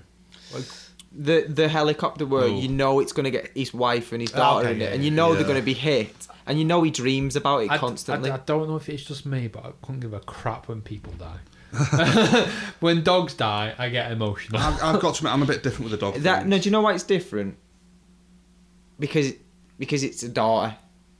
Because his daughter's going to die, but it doesn't show you the impact. You see the dog, don't you? So another tidbit of information. That's actually that's Willow Smith. That's Willow Smith. That's what I'm trying to say. That's what's worse. We knowing that it's his real daughter. Yeah, and the helicopter crash. Did you whips her hair back and forth? No, I reckon the dog one's more emotional, just simply because you see it happening and you watch his face doing it. You see his like the tears come out of his eyes while he's doing it. But the other one so emotional, he blocks it out. He has the dream, but he tries to make sure he wakes up off the fucking alarm before he sees the impact every time. I can accept. Yeah. No, I can see that. Do you not block out your worst emotion or the worst experience that you have is fully blocked out of you? Would that not be it? Because it seems to be trying to block it out. I can accept that. Do you know this scene? Like. It definitely did. He definitely did die, didn't he, in the helicopter? Well, the other helicopter was going to. I know it went towards it, but we don't know the full conclusion of it. Can we not just make our own conclusion to that? Can we not say no? That didn't crash into it. They survived and they're off living in Hawaii. You can, but in the story, they died. They die. Okay. I mean, if you want to feel better about it, Nick. These bits in the films where he says, in my head, his wife and family are off living the high life in Hawaii. No, he speaks about them as if they were a past tense. And I know, but that's a past tense to him. In their lives, they're in Hawaii. Aloha. They're all wearing those little grass skirts and stuff. I've got to admit, with that dog thing, normally, like with emotional manipulation like that, it would get me with a dog, but for some reason in this film, I just didn't. Is it because the dog died as it was turned rather than before? That's kind of the thing. Like, what else are you going to do? You're going to have to kill it. What else are you going to do to it? I know it wasn't Marley and Me. Like, it's not like that. See, that doesn't get me. It's emotional manipulation kind of thing. That doesn't get me either. You can't call it emotional manipulation. Oh, it is. It's just showing you a bond. It's like Jono said, it's showing a bond. It's like trying to get emotion across in the film. You can't just then go, oh yeah, they're trying to emotionally manipulate you. It is. If they want your audience to cry, kill a dog. No, at that moment, at that moment in time, that was his only living. Yeah, it was connection. Yeah, that was his connection to like a past to real life real life. Yeah. Because other than that dog, he spoke to no one. Yeah. Except the mannequins. But they weren't real. That's what I'm saying. And all the stuff that he was hunting. He never got close to them. I think it didn't help, like, when the dog, before he killed it, turned to a cartoon as well. It's like, he's going to have to kill that cartoon now. Let's move on from Sam, the dog. Yeah. John, did you have any more points you wanted to raise? No. Before we move on to the ending. Well, I've got quite a few more bits, John, actually. Reel them off. You got anything more, Jono? No? We've covered the mannequin flirting. Like, the film cost 150 million. Like, Can you guys give me an idea of where that money went in this film? Like, this film cost $150 million. I Will think it was Smith's the whole salary. scenery. The scenery, because most of them are real streets. I mean, that's my theory, though. I'm thinking Will Smith's salary probably. Will Smith Maybe. made this film. No, but he's like, what, 30 million Yeah, of it? 30 mil or something, probably. How but much was the budget? 150. 50 mil. It definitely didn't go to the CGI, I can tell you that much. Do you think it was to shut down some of the streets in New York? Because I they think are that's legit. what that's my theory. Streets. They had to shut down like Brooklyn Bridge, They're real. Times Square, and film all that stuff. So I imagine that's a lot of money to spend on. Well, yeah, I feel just a lot of that, the businesses covered on that street would need I suppose. compensating for it. Yeah. Yeah, maybe. I just find it interesting that I was watching and think this cost 150 million. Like, there's nothing in it. Like, literally. I think they could have made the set the same way for less, to be honest. Yeah. And spent more on the actual probably. people we wanted in as the vampire zombies. I mean, that is one thing for it. It does look quite nice. The film, it's shot quite well. The CGI's it's because you're never going to go wrong with New York City, are you? Because there's so many iconic Yeah. places, Post-apocalyptic, when you do it right, it does look great. especially Yeah. in an iconic city where you know what it looks like from other things. 28 days later, I had London. This Exactly. one had New York. Like, it does look good. A couple of things I did really like. Mentioned last week about running times. Great running time, this one. An hour. I can get behind that, yeah. An hour and I watched it in 40. one sitting. Yeah, An hour and 40, is it? Yeah. Yeah, pretty much like Yeah. 1 hour 38 or something, I think it is. Yeah, I thought him would have liked that, yeah. one whole viewing. Yeah. And I wish there were more little details like this in the film. There's one bit when he wakes up and he has to use the World Almanac to like work out what time the sun rises. Did you catch this? So we can set his So we can set his alarms. watch. Like, that is what I want from a film like this, like survival kind of like tactics, you know what I mean? Obviously, the sun setting is such a big deal in this Everything world. was that- like the tactics, like the barriers that he was putting over the windows, the doors. How Yeah. he'd literally had to set all that up. He must have had to tuck them off the shop because the shutters, aren't they? But I just love that little detail of he had to find a world almanac, work out at what point the sun rises in this part of the world, and set his watch accordingly. Because It was there's to nothing else the to set minute. clock to, you know what I mean? That's a good detail. Yeah, I love that. I yeah. seen a detail in the film and I didn't know what relevance it had. He opens the fridge, it has Time magazine, says his face, says Saviour, question mark. Why? He was working on a cure once at the time. Yeah, but why would they flag him as a saviour if he hadn't come to a well, conclusion on the he cure? kept thinking he was really close. He knew he wasn't. But the bits. Was this to do with cancer? No, the No, cancer the cure cure in the had plague. supposedly The cure in been the plague. found. Yeah, because he's a lieutenant colonel in the I'm army. guessing it's because he was, but he's a he, chemi- like, he had the cure though. He was the cure. And like he tells his wife, "Give me 3 weeks and I'll have this Yeah. cured," kind of thing. Like, But yeah, they're seeing his blood as the cure. But wouldn't any one of the other 1% be a cure? I don't think at that point they knew he was immune. That's what I They don't. were evacuating Times Square. Yeah, they were. He was literally part of the science team, I believe, working on the And just cure. because he must be the head of the Yeah, science team, yeah. they're down as the saviour. But then he had a question mark, and it was questionable. Oh, okay. We can knock that question mark off now, when we move on to the next part. Well, I've only got one more point, to be honest. I hate stuff like this in films.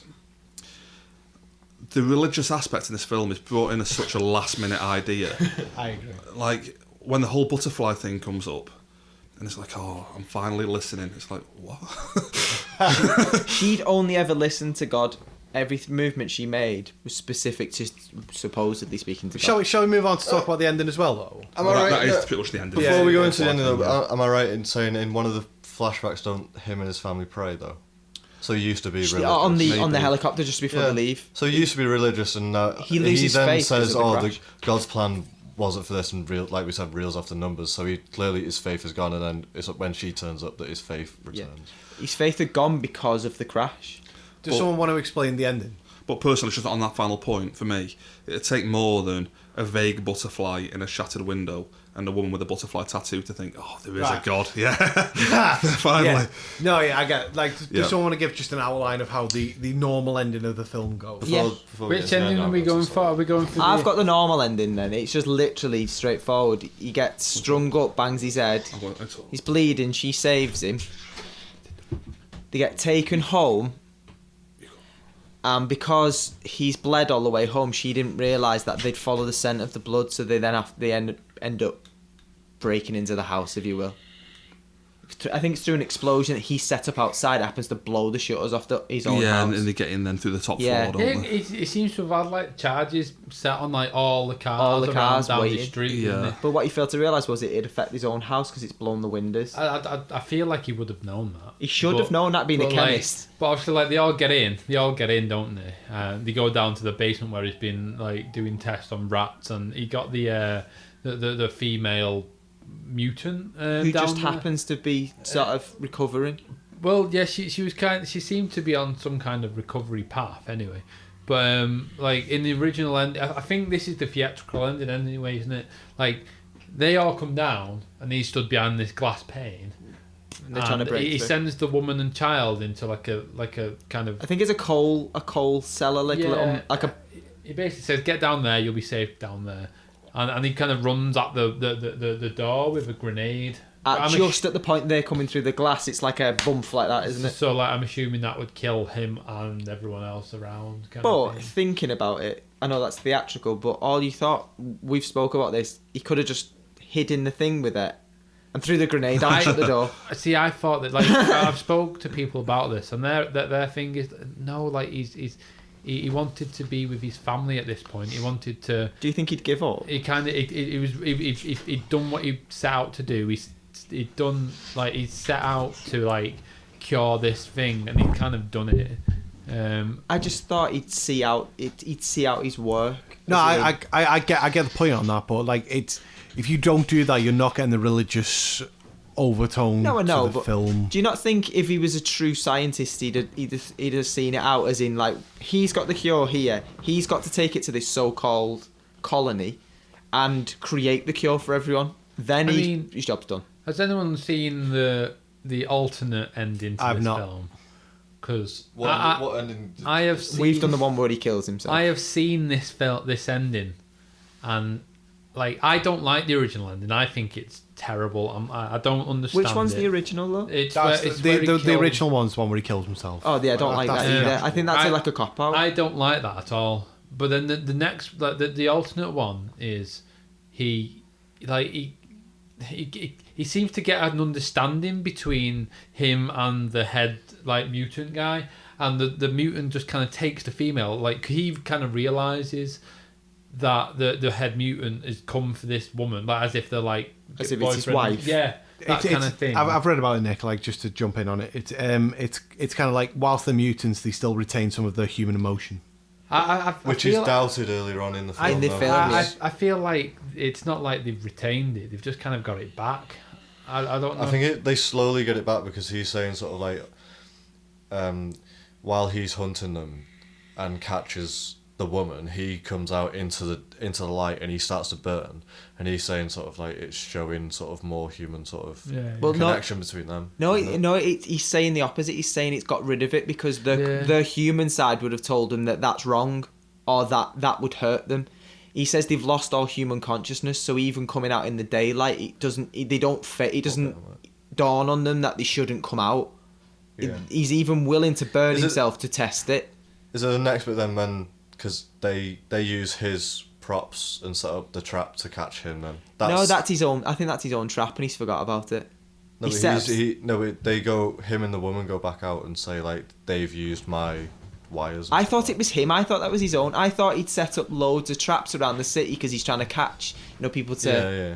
I thought it was one of his own, and he's forgot because he calls him Frank. I mean, Frank was in the DVD Oh, store. Frank was- wasn't he? yeah, I was outside trying to of the say, shop once. like Yeah. when There he were got two to the DVD store, like there was Was two, he? there was, Oh yeah, I thought you knew that. there was a male No, no. and female mannequin outside, wasn't he? He went, "Oh, morning, Frank, morning, Maureen." Or whatever. Yeah, it's like, oh, I got some new threads or whatever. Like, So that's why he's like, looking good. why are you out here? And that's because So they've lost- Frank was set up as a trap for him. For him. A very specific trap though. We had to step in the puddle to get like Yeah, slump up in the air kind of thing. Considering they've lost all sort of human connection or whatever, the hunting skill's not lost, and that's like a more adept. Well, we're Hunting getting on to technique. an alternate ending thing here. Have you heard about this? What do you mean? Yeah. The alternate ending is where Nick, you've watched it. I think we spoke about this before. The alternate ending. I actually mentioned how like he actually got away with it. That he actually survived. Yeah, like He survived the final scene of. Well, he kind of came to an understanding with this other mutant, didn't he? Sorry, the point. Yeah, exactly. It was basically that I understood it to be the boyfriend of the girl that he had on the operating table. But in the like we were basement. trying to say, he previously said in the film they've lost all human connection. So why would that connection for love and caring for another? I feel this is maybe one of the few points they've taken from the book. The whole point of the book is he's killing off these vampires coldly and inhumanely, just murdering them, hunting them every night. Well, he is. He's testing against them, isn't he? But the point of the end of the film is that they have a civilization and they've basically taken the world over, and he's the odd one out. And to them, he's like the boogeyman. He is legend, kind of thing. Like they're terrified of him. He thinks he's saving the world by killing these monsters, but they're the new humanity kind of thing. I really like that idea. They don't do it in the film. That is why that's the whole thing of I Am Legend. That's the whole point of it, and they don't do it like that. Yeah, that. To be fair, like I've never considered that, and that actually blows my mind. Yeah. I like that. In the book, Thanks, John. well, the end of the book is amazing. Like the vampires finally catch him and drag him out and kill him in the town square, like crucified or something. And he has this realization that even though they're doing this to him, they're all terrified of him. And like to them, he is the boogeyman kind of thing. Like, you know, the guy who comes at night and kills you kind of thing. So they have some sort of There's emotion. a thought process behind. They've still got. They're the new humanity basically, and to them, he is this evil legend, like the boogeyman who comes at night and kills them. Because in this, they're portrayed as. When it become a day. Sorry, the other way. Yeah.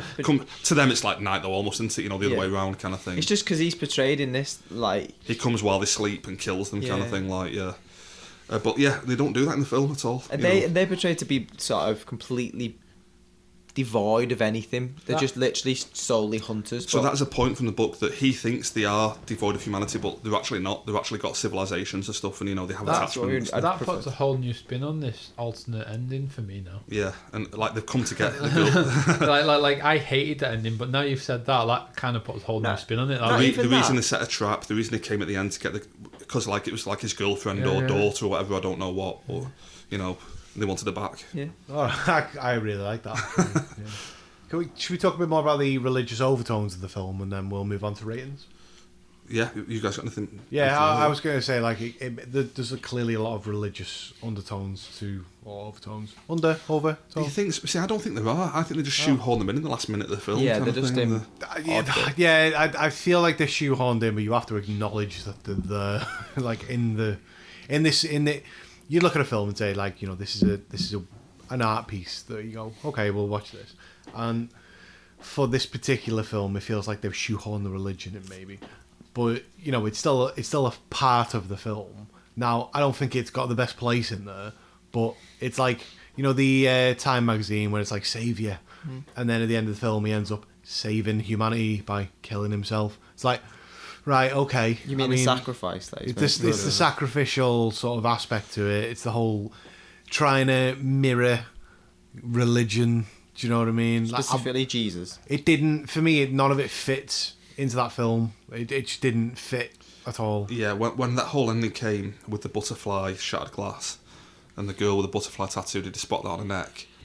I was like, no fucking way. You're not making this like a God parable kind of thing. Like, So that's what I think they've tried to do. yeah, I couldn't believe it. Like literally the last 2 minutes of the Yeah. film, and it's like, oh yeah, there is a God. It's like, what? Should we move on to ratings? Or Well, Inman, do you have anything to do about the God thing at all, or does that not bother you? Not really. let's move on to ratings then. We'll go clockwise. I'm gonna give this film. I have thought about this, and we spoke about this, that I've enjoyed this more on this watch than I did the original watch, but it's still for me very like the most average film you can get. So I'm giving it a 2.5 out of 5. See, I feel like after my first watch, I would have probably rated it higher than I am doing now. I feel like, I don't know why, 10 years ago, I feel like I enjoyed this film a lot more than I did last night. Okay. I'm just going to give it a 3 out of 5, though. Okay. Yeah, when I watched it, I kind of enjoyed it. I mean, it was missing and lacking in parts, but I think it's worth a 3 out of 5. Yeah, I mean, I feel like I'm being way too generous with films. I think the only film I've actually given under a 2.5 is Warcraft so far. That deserved an under a 2.5 rating. Yeah, I'd agree, yeah.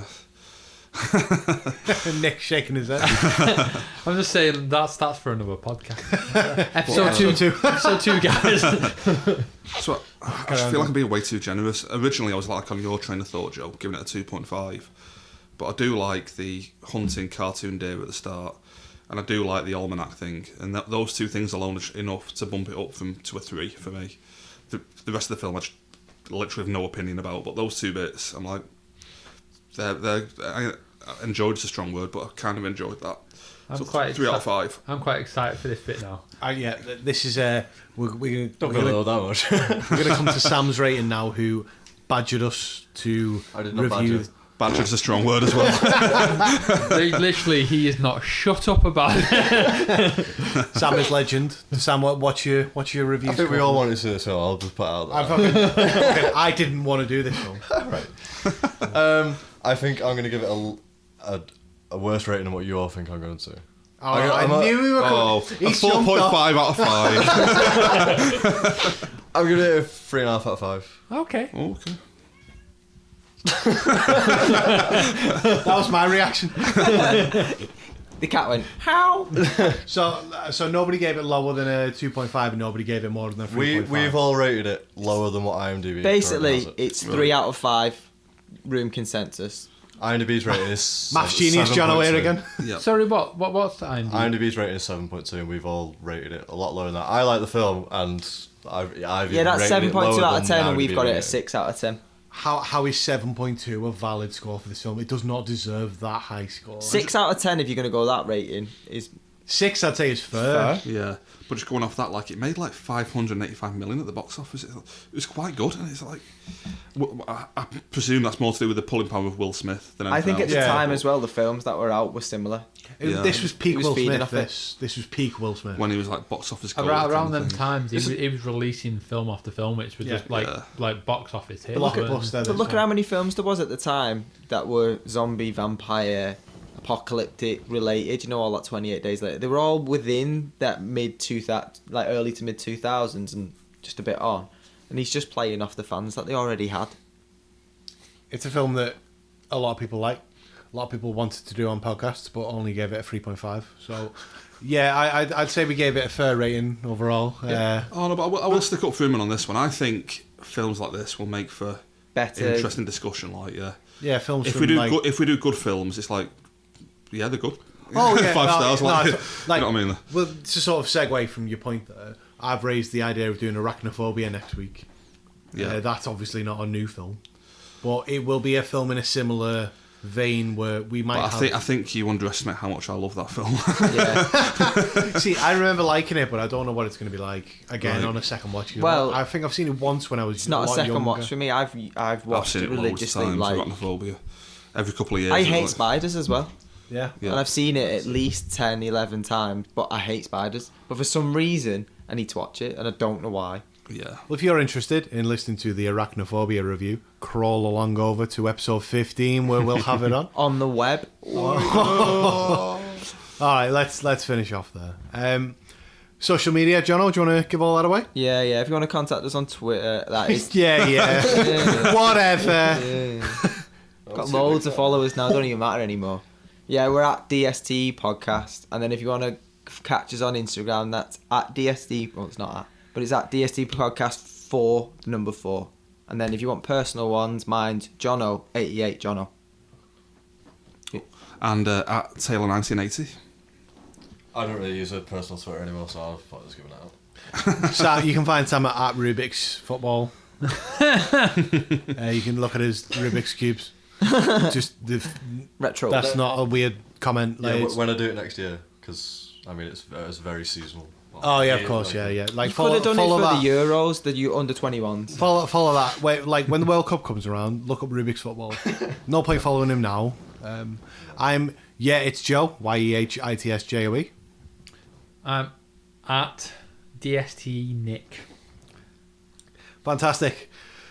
I love that. Fantastic. Thanks for listening. We'll speak to you next week. Cheers. Bye. Cheers, Bye. mate.